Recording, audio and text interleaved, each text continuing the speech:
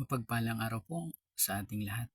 Mga kapatid, tayo ay nasa lesson 20, ang mga hula tungkol sa darating na Misayas, ang ating tagapagligtas.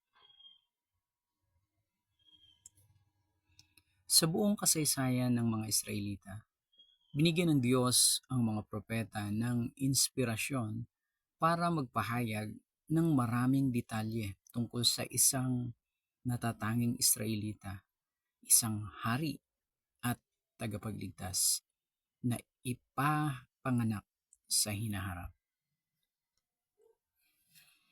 Ang kanyang kapanganakan ay mababasa natin sa aklat ni Isaias. Isinulat niya ang hula tungkol sa pagsilang ng Misayas.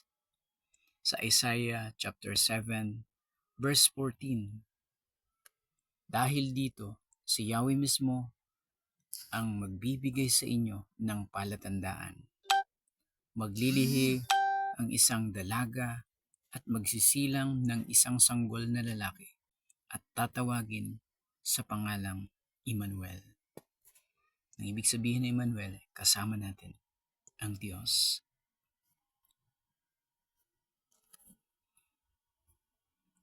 Naisulat rin o naitala ang kanyang kapanganakan sa aklat ng Micah chapter 5 verse 2.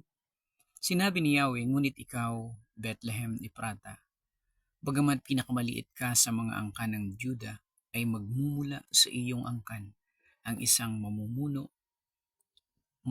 sa Israel. Ang kanyang pinagmulan ay buhat pa noong unang panahon. Sisilang ang tagapagligtas sa Bethlehem. Naisulat din ang kanyang ministeryo sa Galilea, kung saan sa Isaiah chapter 9 verse 1 hanggang 2. Ngunit napawi na ang dilim sa bayang matagal nang namimigati. Noong mga nakaraang araw, nilagay niya sa kahiyan ng lupain ng Zebulon at ang lupain ng Neptali. Ngunit sa panahong darating, dadakilain niya ang lupain ito. Daan ang papunta sa lawa sa ibayan ng Jordan sa Galilea ng mga hintil. Nakakita ng isang maningning na liwanag ang bayang matagal nang lumalakad sa kadiliman. Sumikat na ang liwanag sa mga taong naninirahan sa lupaing balot ng dilim. Sa verse 6, sapagkat isinilang ang isang sanggol na lalaki para sa atin. Bibigay sa kanya ang pamamahala at siya ay tatawaging kahanga-hangang tagapayo, makapangyarihang Diyos, walang hanggang Ama, prinsipe ng kapayapaan. Amen. Ang kanyang kamatayan ay naitala rin. Siya ay magdurusa, ibibilang siyang masama. Siya ay tutusukin. Siya ay madudurog upang bayaran ang ating mga kasalanan. Parurusahan siya para bigyan tayo ng kapayapaan. Siya ay masusugatan para pagalingin tayo sa ating mga sugat. Siya ay magdurusa, madudurog at papatayin upang bayaran ang ating mga kasalanan. Ang kanyang pagkabuhay ay naisulat rin sa Awit chapter 16 verse 8 hanggang 10. Mga kaloob mo sa akin ay kahanga-hanga. Ang napakaganda ng iyong pamana. Pinupuri ko si Yahweh na sa akin pumapatnubay at sa gabi. Sa budhi ko siya ang gumagabay. Alam kong masama, kasama ko siya sa tuwina, hindi ako matitinag pagkat kapiling siya. Kaya't ako'y nagdiriwang, puso't diwa ako'y nagagalak. Hindi ako matitinag sapagkat ako'y panatag.